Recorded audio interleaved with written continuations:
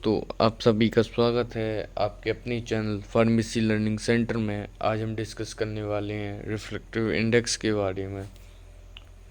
तो refractive index जो होता है वो रेशियो होता है velocity of light in vacuum and velocity of light in medium और अ सब्सटेंस।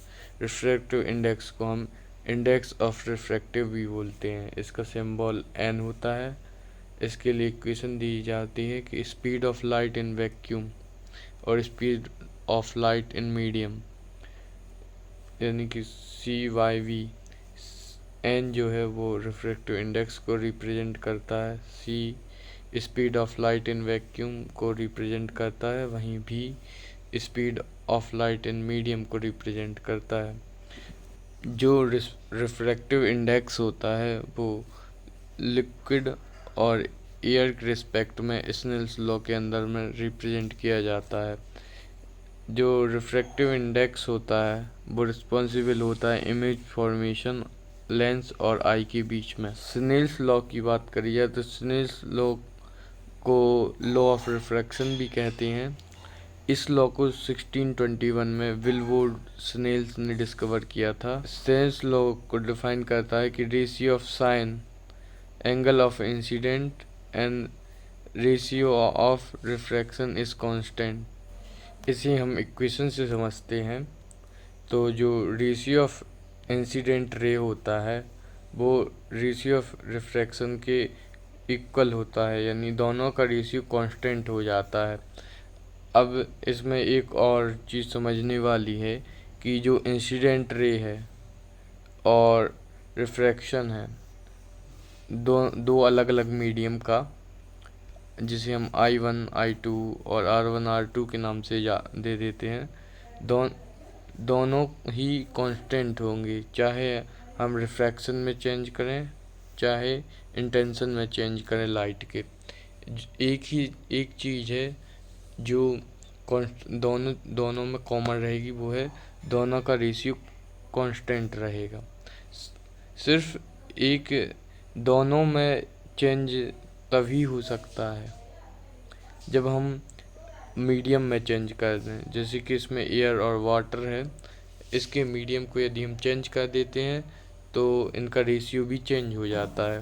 बात करते हैं स्नेल्स लॉ में, यही लिखा है साइन आई यानी कि एंगल ऑफ इंसिडेंस रे और एंगल ऑफ साइन आर यानी कि एंगल ऑफ रिफ्रैक्शन, दोनों कांस्टेंट होते हैं। एप्लीकेशन देखें स्नेल्स फार्मूला को, तो इसका यूज़ ऑप्टिकल अपैरेटस में किया जाता है, जैसे कि eye glass, contact lens, camera, rainbows में होता है। यदि इसे देखें तो एक इंस्ट्रूमेंट होता है जिससे हम स्नेल्स लॉ को डिटरमाइन करते हैं, वो होता है रिफ्रैक्टोमीटर, जिससे कैलकुलेट की जाती है refractive index of any liquid. Candy making industry में भी इसका उपयोग होता है। अब हम एग्जाम्पल समझते हैं रिफ्रैक्टिव इंडेक्स का। वैक्यूम के लिए 1.00 रिफ्रैक्टिव इंडेक्स है।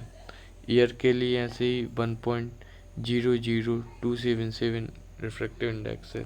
ऐसे ही सभी मटेरियल्स के लिए उनका रिफ्रैक्टिव इंडेक्स दिया गया है। रिफ्रैक्टिव इंडेक्स के लिए कोई भी यूनिट नहीं होती। रिफ्रैक्शन स्पेसिफिक रिफ्रैक्शन होता है, मोलर रिफ्रैक्शन होता है। आगे हम डिस्कस करते हैं difference between specific refraction and molar refraction. तो स्पेसिफिक रिफ्रैक्शन में वेवलेंथ जो है वो इंडिपेंडेंट होती है, जबकि मोलर रिफ्रैक्शन में वेवलेंथ डिपेंडेंट होती है। मोलर मास जो होता है वो यूज़ नहीं किया जाता रिफ्रैक्सिव, मोलर में इसका उपयोग किया जाता है। यूनिट जो होती है स्पेसिफिक रिफ्रैक्शन यूनिट लेस होता है, जबकि मोलर रिफ्रैक्शन के लिए सेंटीमीटर घन मोल इसका यूनिट होता है। रिफ्रैक्टिव पावर डिपेंडेंट होती है रिफ्रैक्ट स्पेसिफिक में, जबकि मोलर में भी मोलर पावर ही डिपेंडेंट होती है। अगला डिस्कस करते हैं रिफ्रैक्टिव इंडेक्स को हम डिटरमाइन कैसे कर सकते हैं। तो इसके लिए रिफ्रैक्टोमीटर का यूज़ किया जाता है। कुछ रिफ्रैक्टोमीटर के बारे में हम डिस्कस करने वाले हैं।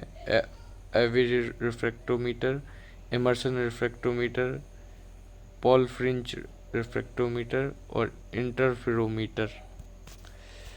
डिस्कस करते हैं ऑर्बिट रिफ्रैक्टोमीटर के। तो ऑर्बिट रिफ्रैक्टोमीटर जो होता है वो क्रिटिकल एंगल के प्रिंसिपल पर काम करता है। इसमें सैंपल को पुट किया जाता है दो प्रिज्म के बीच में। पहला प्रिज्म होता है मेजरिंग, दूसरा होता है इल्यूमिनेटिंग प्रिज्म होता है। जो लाइट होती है वो पास होती है इल्यूमिनेटिंग प्रिज्म के थ्रू और रिफ्लेक्ट हो जाती है क्रिटिकल एंगल पर, जो कि bottom surface of measuring prism के पास होता है। उसके बाद एक टेलीस्कोप का यूज़ किया जाता है जिससे हम पोजीशन मेज़र करते हैं ब्राइट लाइट की और उसके एरिया की। जो टेलीस्कोप होता है वो इमेज को रिवर्ट कर देता है, जिससे जो बॉटम एरिया है उसमें डार्क एरिया दिखने लगता है और जो अपर एरिया होता है वहाँ पे फील्ड व्यू दिखने लगता है। जो सरफेस होता है इल्यूमिनेटिंग प्रिज्म का इज मैटेड होता है। जिसकी वजह से जो लाइट होती है वो सैंपल के अंदर में इजीली इंटर कर जाती है सभी पॉसिबल एंगल्स पर। नेक्स्ट डिस्कस करते हैं डिस्पर्सन को प्रिवेंट करने के लिए दो कंपनसेटिंग एमएसी प्रिज्म का यूज़ किया जाता है। जो टेलीस्कोप होता है उसकी पोजीशन को हम चेंज कर सकते हैं एंगल को मेजर करने के लिए। साथ ही हम पोजीशन ऑफ एमएसी प्रिज्म को भी एडजस्ट कर सकते हैं एक सही डिस्पर्सन प्राप्त करने के लिए। नेक्स्ट डिस्कस करते हैं एप्लीकेशन ऑफ रिफ्रैक्टिव इंडेक्स। तो रिफ्रैक्टिव इंडेक्स का यूज़ मेजरमेंट करने के लिए होता है सॉलिड, लिक्विड और गैसेस के लिए। इसका उपयोग यूजेस मेजरमेंट होता है concentration of solute in aqueous solution के अंदर में सॉल्यूट की कॉन्सेंट्रेशन के लिए, बहुत सारे ऑर्गेनिक कंपाउंड और फूड प्रोडक्ट के एग्जामिनेशन के लिए, pure oil, fats and wax की प्योरिटी टेस्ट की जाती है और डिटर्मिनेशन किया जाता है amount of sugar in sugar solution.